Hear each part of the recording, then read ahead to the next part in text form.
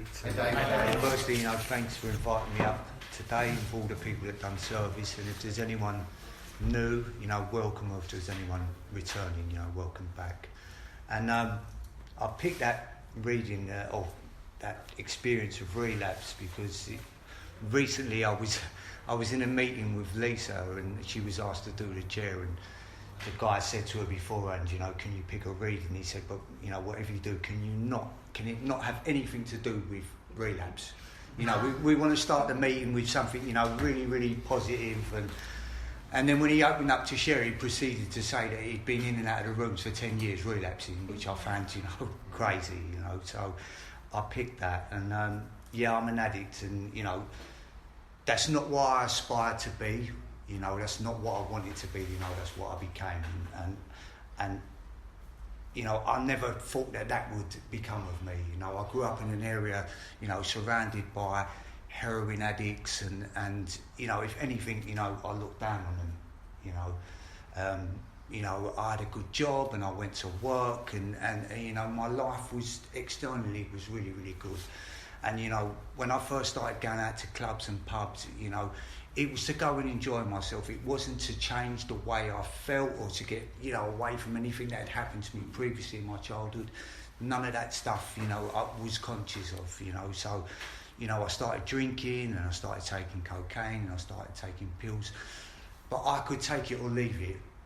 Because I knew on a Monday morning I had to get up for work, and my job was really important. I liked it, so I could stop. I had choice and I had control, and I could take it or leave it.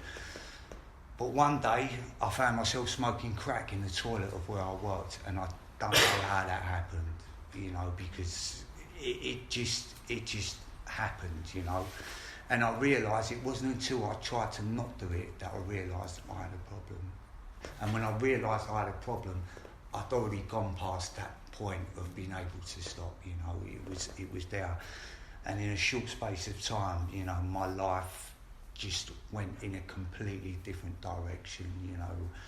I lost my job, I lost my home, and I found myself, on the front line of King's Cross, doing all manner of crazy things, but I'm not going to sit here and tell you about all the shitty, terrible things I've done in my using, because, they're not, and they've never been enough to stop me from doing it again, so it certainly won't be enough to stop you from doing it again. So I ended up in this 12-step treatment centre, and they were talking about abstinence, and it was a word that I'd never ever heard before, because I ended up in this treatment centre because of my external circumstances. I wanted to stop taking heroin and smoking crack, and I went there, and I kind of went through this process in the treatment centre, and and I got physically really well, and I felt better, and I came back to London, and everyone said to me, Cole, you look great and you look amazing, and I was doing meetings, and my experience initially with meetings was you went in there and you talked about how you felt, and you told everyone if you had a good day, and you told everyone you had a bad day. And I remember being 6 months clean, and I'd done a chair on a Friday night, and on the Saturday night I'd been invited to his party. It was a friend of mine's 21st birthday party, and I walked into that pub, and I didn't walk in there feeling uncomfortable or like thinking, I shouldn't be there. And I walked to the bar, and a girl turned around and said to me, you look amazing, it's really great to see you, thank you for coming to my birthday party, do you want a glass of champagne? And I said, I'd fucking love one. There was nothing there in place, it didn't kick in, all the experiences that I just had, the horrendous detox, the police stations, none of that kicked in, there was nothing there. And that was my experience for a long, long time. I went to different parts of the country, I went to different fellowships, I'd done stuff, and all of a sudden I found myself in a situation where I would just use, there was nothing there in place to stop me from doing it. And then I ended up back in London, and a friend of mine rang me, and I'd been using, he said to me, why don't you come over to this meeting? It was on a Sunday night in Chalk Farm, and I went over there, and I sat in that meeting, and at the end they said, are you looking, if anyone's looking for a sponsor, and someone put their hands up, and I went up to him and, you know, sponsored and went through the steps.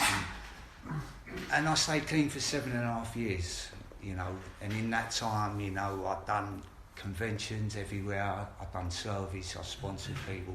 I'd done H&I, you know. You know, I didn't just come here, you know. I got involved, you know. I wasn't a passenger, you know. I helped out. And for quite a number of years, you know, like in that reading said, you know, I went to places, I went to weddings, I went out with friends, I went to bars, you know, people were drinking, people were taking drugs, and it was like, didn't even cross my mind.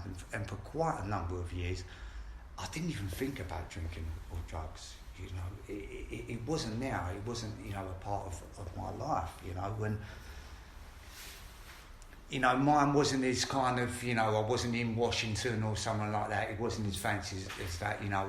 Lisa had gone down to Clacton for the weekend with the kids, and I was sitting watching, you know, an England football game, you know, on my own, thinking this is great, got control of the telly, just ordered a takeaway, feet up, you know, half time, all of a sudden, you know, the thought crossed my mind, I really fancy a pint of beer, you know, 7.5 years clean. And I walked out of my house and I went to the pub and I had 2 pints of beer. Nothing else happened.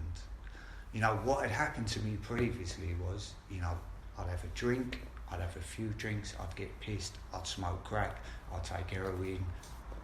And, you know, the stuff that happens, you know, crazy stuff would happen, you know. Nothing happened. You know, I went back home. Lisa came home the next day with the kids. You know, how was your evening? Yeah, it was great. It was fantastic. And something there said to me, like it was sort of, maybe I've been making too much of a hard deal with this, you know. Maybe that considerable period of time has enabled me to be able to drink like a gentleman, you know. And I didn't drink again for maybe a month, maybe. I think I went and maybe had another few drinks, and then what started to happen, the periods got shorter. So instead of drinking like once a week, I was drinking every 2 or 3 days. And the periods got shorter and shorter until, you know, I was drinking and sniffing, you know, every day. You know, I dropped my kids to school, and on the way, you know, back from school, you know, I'd be in an off licence, you know.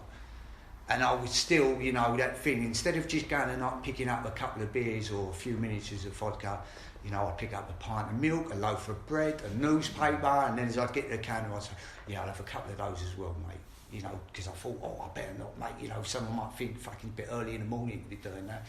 You know, and it was, it was insane, and I couldn't, you know, do anything about it. You know, I tried to stop, but I just couldn't. You know, and then I met a man previously, and you know, I'd been away from sort of the rooms for a few years, and you know, I went back, and the first thing he said to me when he saw me back at the meeting was, he said to me, "Are you bulletproof?" Like that, and I thought, what are you talking about, you know? And we met up, and we were speaking about, you know, kind of what happened, and I had all of these kind of, you know, maybe I was restless, irritable and discontent, you know, because there was a great emphasis on this restless, irritable and discontent stuff. And he said to me, you know, what about the days you were restless, irritable and discontent and you didn't use? You know, and then I thought, you know, yeah, you know, maybe it's not that. And we went through these different things, and until the end I said, I don't know.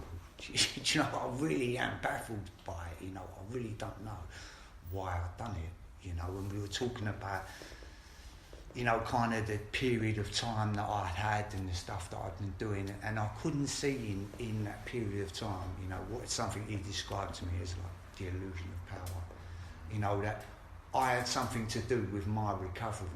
Because for me, it was like I was doing this stuff, and it was like I was taking out an insurance policy, you know, by doing this stuff, you know, I'm not going to do it again.